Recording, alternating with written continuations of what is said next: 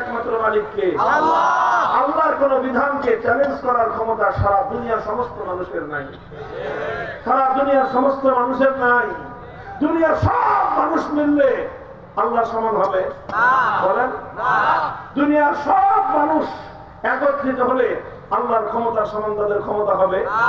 দুনিয়ার সমস্ত মানুষ মিলে একটা বিপ্লব সৃষ্টি করতে পারে? আর সমস্ত মানুষকে সৃষ্টি করেছেন কে? আল্লাহ।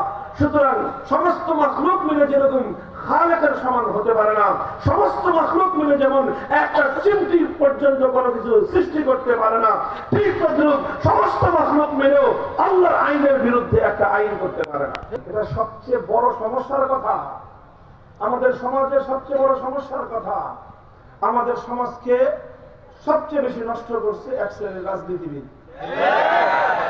তারা তাদের রাজনীতির স্বার্থে নিজের ইমান তো বিক্রি করে রাজনীতিতে নামে, এরপরে পাবলিকের ইমান খাওয়ার জন্য, ধ্বংস করার জন্য যত রকম কুফরি মতবাদ রাজনীতিবিদরা এই সমাজের মধ্যে ছড়ায়। এই যে বিদায় হলো যে ফ্যাসিবাদী সরকার, এদের সবচেয়ে বড় একটা কুফরি মতবাদ ছিল ধর্ম যার যার। এই ফ্যাসিবাদী আওয়ামী লীগকে দেখে দেখে বিএনপির গু খাওয়া কিছু মানুষ একই কথা বলে। এই সমস্ত কুফরি কথা বলার আগে তুমি আগে তোমার ইমানের পরিচয়টাকে ত্যাগ করে নাও, কারণ এই ধরনের কুফরি মতবাদ ধারণ করলে কোন মানুষ ইমানদার হতে পারে না। আরেকটা কুফরি মতবাদ হলো ঠিক এরকম, যেটাকে বলা হয় সেকুলারিজম, যে রাজনীতির মধ্যে কোন ধর্মের আইন চলবে না। তো ধর্মের আইন চলবে না, তুই রাজনীতিটা করবি তোর বাপের বানানো পৃথিবীতে না আল্লাহর বানানো পৃথিবীতে? এই পৃথিবীটা বানিয়েছে তোর বাপ দাদা না আল্লাহ? আল্লাহর বানানো জমিনে, আল্লাহর বানানো আসমানের নিচে, আল্লাহর বানানো বাতাস খেয়ে, আল্লাহর বানানো পানি পান করে, আল্লাহর বানানো অক্সিজেন দিয়ে, আল্লাহর বানানো খাদ্য বস্ত্র বাসস্থানের মধ্যে বসবাস করে তুমি এখানে বলবা আল্লাহর আইন চলবে না, তোমার বানানো আইন চলবে? তোমার চেয়ে বড় গাদ্দার আর বিশ্বাসঘাতক কেউ হতে পারে না।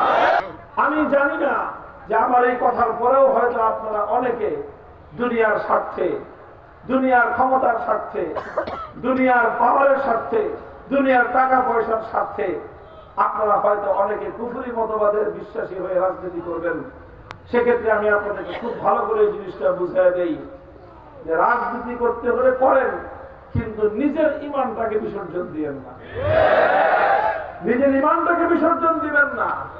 মনে রাখবেন যে এই যে আমাদের দেশেও এই যে আইন তৈরি করবার জন্য সার্বভৌম ক্ষমতা দিয়ে রাখা হয়েছে সংসদকে।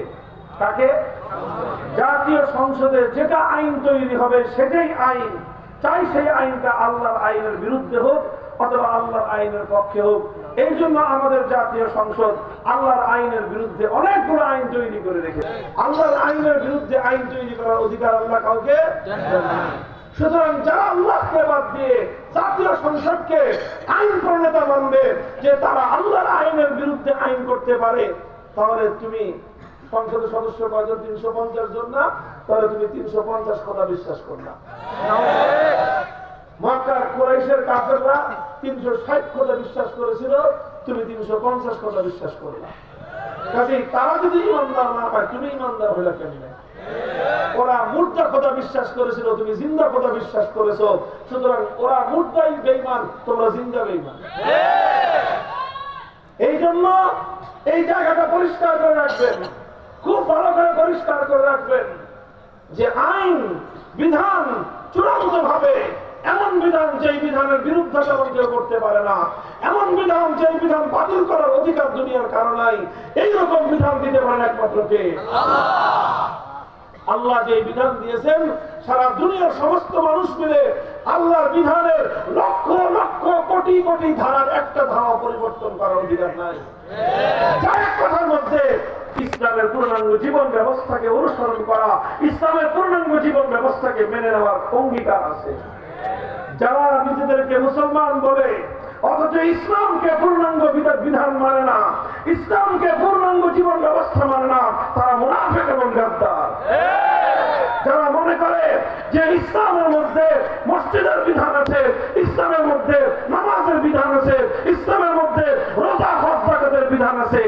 কিন্তু ইসলামের মধ্যে রাজনীতির বিধান নাই।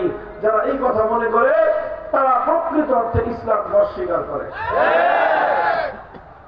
আমি এই জন্য একটা কথা সবসময় বলি, রাজনীতি করা সবার জন্য দরকার না, জরুরি না। দখলে চলবে, আর আরেকটা লোক যদি এসে বলে যে না তোমার দখলে চলবে না, এই জায়গাটা আমার দখলে চলবে, তখন দুইজনের মধ্যে লড়াই বাঁধবে কিনা? ঠিক একই কথা আমরা যারা বলি যে সব জায়গায় বিধান চলবে কার? ব্যক্তি জীবনে বিধান চলবে কার? ব্যবসা বাণিজ্যে বিধান চলবে কার? সমাজ জীবনে বিধান চলবে কার? সাংস্কৃতিক অঙ্গনে বিধান চলবে কার? রাজনীতির অঙ্গনে বিধান চলবে একমাত্র কার? এই আপনি যখনই রাজনীতির অঙ্গনে রাষ্ট্রীয় পর্যায়ে বলবেন যে বিধান চলবে আল্লাহর, তখনই দেখবেন আপনার পাশের বাড়ির অথবা আপনার বাড়ির, আপনার ঘরের, আপনার রক্তের সম্পর্কের কিছু মানুষ উঠে দাঁড়াবে। তারা বলবে যে না, মসজিদের মধ্যে আল্লাহর বিধান চলবে, রাজনীতিতে আল্লাহর বিধান চলবে না। তখন আপনি ইমানদার, সে হলো বেঈমান। হতে পারে আপনার ভাই হাবিলও আদমের সন্তান ছিল, কাবিলও আদমের সন্তান ছিল, হাবিল জালেম ছিল, হাবিল জান্নাতি, হাবিল জাহান্নামী। সংস্কার আবহাওয়া চলতেছে, আমি সব জায়গায় কথা বলি। কাজে আমরা এতদিন পর্যন্ত বেশি কিছু বলি নাই, কিন্তু আলহামদুলিল্লাহ 5ই আগস্টের বিপ্লব বাংলাদেশের মানুষের হিম্মত বৃদ্ধি করে দিয়েছে। এই বিপ্লব ছিল আল্লাহর জমিন থেকে সকল মূর্তির আখড়াকে উচ্ছেদ করার বিপ্লব। বিপ্লব ছিল তাওহীদ বিরোধী যত শিরকের আস্তানা আছে সব শিরকের আস্তানা অন্য ভাষা করে ভাসিয়ে দেওয়ার বিপ্লব। আর এই বিপ্লব ছিল ইসলামী বিপ্লবের পূর্বাভাস। প্রতিদিন সকালবেলায় সূর্য উদিত হয়, কথা বলেন। সূর্য উদয়ের ঘন্টাখানিক আগে সুবহে সাদিক হয়। সুবহে সাদিক মানে পূর্ব আকাশটা একটু আলোকিত হয়ে যায়। আলোকিত হয় কি হয় না? এই আলোকিত হওয়ার দ্বারা একটা মেসেজ, একটা আভাস দুনিয়ার মানুষ পায়, আর কিছুক্ষণ পরে সূর্যের উদয় ঘটবে। 5ই আগস্টের বিপ্লব এটা যদিও চূড়ান্ত ইসলামী বিপ্লব নয়, তবে এই বিপ্লব হলো একটা পূর্ববর্তী আভাস যে এভাবে বাংলার তরুণ জনতা, বাংলার ছাত্র জনতা, স্কুল কলেজ ইউনিভার্সিটি মাদ্রাসার সকল ছাত্র জনতা আগামী প্রজন্মের